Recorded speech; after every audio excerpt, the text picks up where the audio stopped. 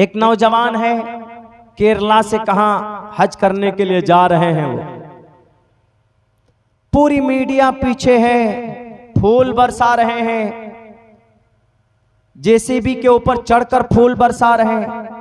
बैठ बैठ कर हमारे भाई साहब, हाजी साहब, आने वाले मुस्तकबिल के हाजी साहब, वो भी फोटो खिंचा रहे हैं, पोस्ट कर रहे हैं। कोई भी अमल हो, सिर्फ हज नहीं, हज पैदल कर सकते हैं, गुनाह नहीं।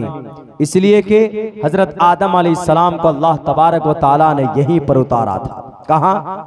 वादिये हिंदुस्तान में, हिंदुस्तान में उनको उतारा गया था। यहां से पैदल 40 हज किए वो। कितने? 40 हज पैदल चलकर। उस जमाने में तो कुछ था नहीं। अल्लाह के नबी खुद भी अपने इलाके से, वहां से मदीनतुल मुनव्वरा से पैदल हज करने के लिए गए। पैदल हज करना वो साथ है, ताकत है तो जा सकते हैं, कोई हर्ज नहीं, इस्लाम में मना नहीं। वो केरला के भाई साहब हिम्मत किए कि 285 दिन में पहुंचेंगे शायद। वो पर डे उनको 25 किलोमीटर चलना, इस हिसाब से पर डे 25 किलोमीटर। यहाँ से पाकिस्तान, पाकिस्तान से ईरान, ईरान इराक होते हुए वो शायद कुवैत के कुछ हिस्सा होते हुए वो मदीना पहुंचे, मक्का पहुंचेंगे। अच्छी बात है, हिम्मत की बहुत अच्छी बात। अल्लाह आपके सफर को कबूल फरमाए। लेकिन सोशल मीडिया, वीडियो पोस्ट करना, वीडियो बनाकर लोगों को अपने यूट्यूब चैनल में डालना, फेमस करने के लिए कि सब्सक्राइबर बढ़ जाएगा। अगर आपकी ये नीयत है तो याद रखो, आपकी ये मेहनत बेकार भी हो सकती है जनाब। हम तो कहते हैं कि अल्लाह आफियत के साथ आपको पहुंचाए, हज करके आप आए और हज, आपका हज कबूल हो। लेकिन अगर आपकी नीयत के अंदर जर्रा बराबर भी खोट है, अगर है, तो आपका पैदल चलना 285 दिन बेकार। हज तो दूर की बात, कोई भी अमल अगर दिखलावे के लिए हो, नमाज, हज से पहले नमाज की बारी। नमाज तो हर किसी पर फर्ज है, हज तो सिर्फ पैसे वालों पर फर्ज है, लेकिन नमाज तो हर किसी पर फर्ज है। लेकिन नमाज पढ़ने वाले भी कहां जाएंगे? नमाज पढ़ने वाले भी जहन्नम के निचले घाटी में जाएंगे।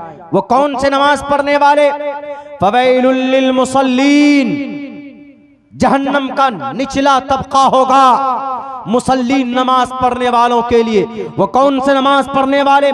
फवैलुल लिल मुसल्लीन अल्लज़ीना हुम अन सलातिहिम साहून, जो अपनी नमाज में कोताही करते होंगे, जो अपनी नमाज में सुस्ती करते होंगे। अल्लज़ीना हुम युराऊना, जो दिखलावा करते होंगे कि नमाज पढ़ रहे हैं, नीयत बांधेंगे, जाएंगे नमाज पढ़ते हुए ये कहते हुए, चलो भाई मैं नमाज पढ़ने जा रहा हूं, चलो भाई नमाज पढ़ने जा रहा हूं, चलो तुम भी चलो मैं भी नमाज पढ़ने जा रहा हूं। अगर उसका ये कहना खुलूस के साथ है, दावत है, तो उसकी ये तबलीग उसके लिए बाइस सवाब। लेकिन अगर उसका ये कहना इंफॉर्मेशन के तौर पर कि देखो, यानी तुमको पता चलना चाहिए मैं नमाजी हूं, मैं नमाज पढ़ने जा रहा हूं, देखो ना भाई मैंने रात तहज्जुद पढ़ी 4 रकात या 8 रकात, तो ये देखा।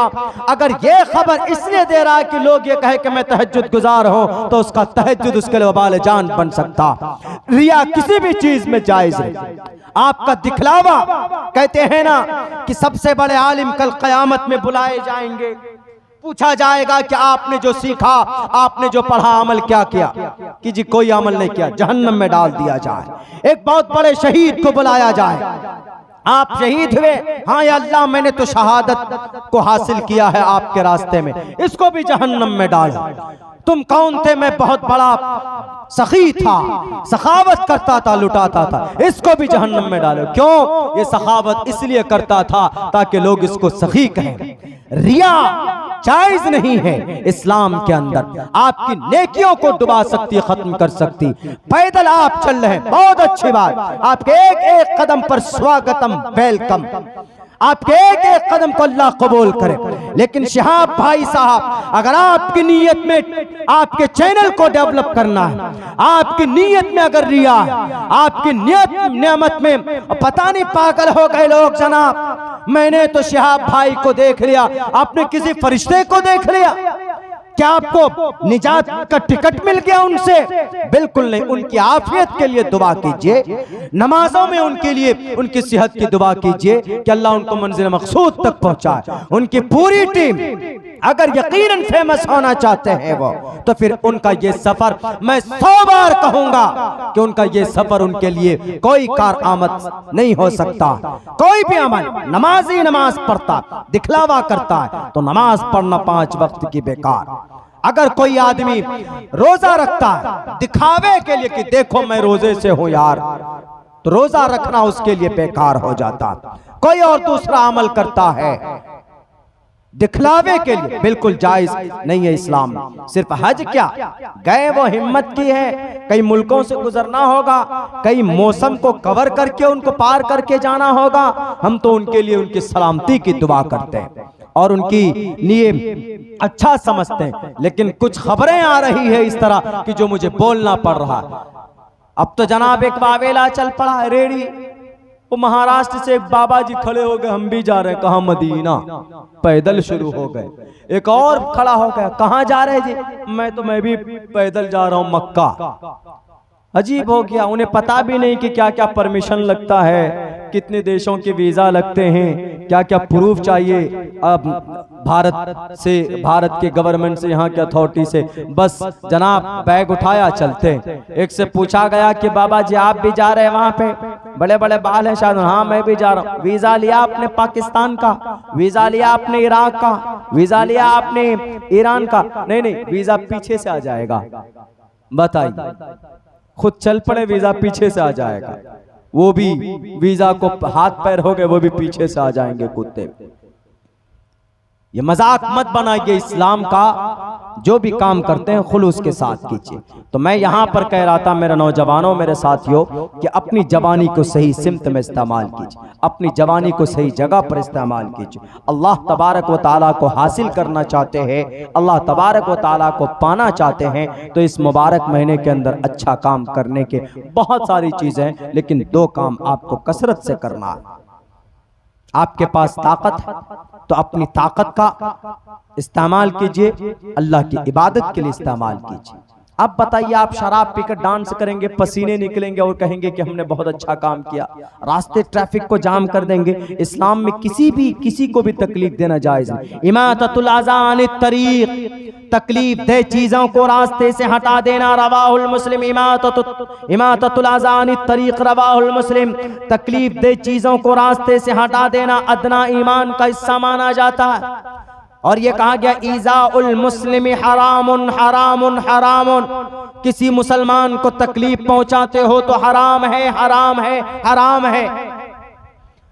और अगर आप जुलूस निकालेंगे तो यकीनन लोगों को तकलीफ होगी, ट्रैफिक जाम होगा, हमारे चलने वाले भाइयों को दिक्कत होगी।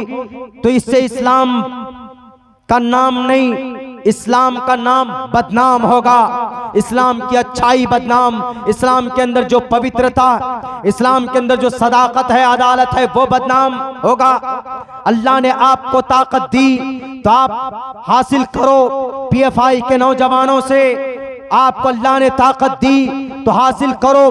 दूसरे और भी ऑर्गेनाइजेशन है, जमीयत उलमा के नौजवानों से कि वो अपनी टी शर्ट लगाकर गरीबों, यतीमों, लाचारों, सैलाब आ जाए तो सैलाब में रिफाही काम करते, या कोई और आफत आ जाए तो उसमें दूसरों की भलाई के लिए काम करते।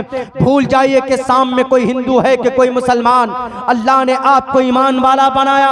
जैसे अल्लाह के नबी ने 20 साल की उम्र में उस ज़बीद को इंसाफ देने के लिए आस बिन वाइल के खिलाफ आप अलैहिस्सलातु वस्सलाम ने एक तंजीम बनाई थी रिफाही काम के लिए, सोशल वर्क के लिए। आप भी कर सकते हैं, आप भी करोगे तो मैं यकीन के साथ आपको कह सकता हूं कि समाज के अंदर आपका एक अच्छा नाम होगा।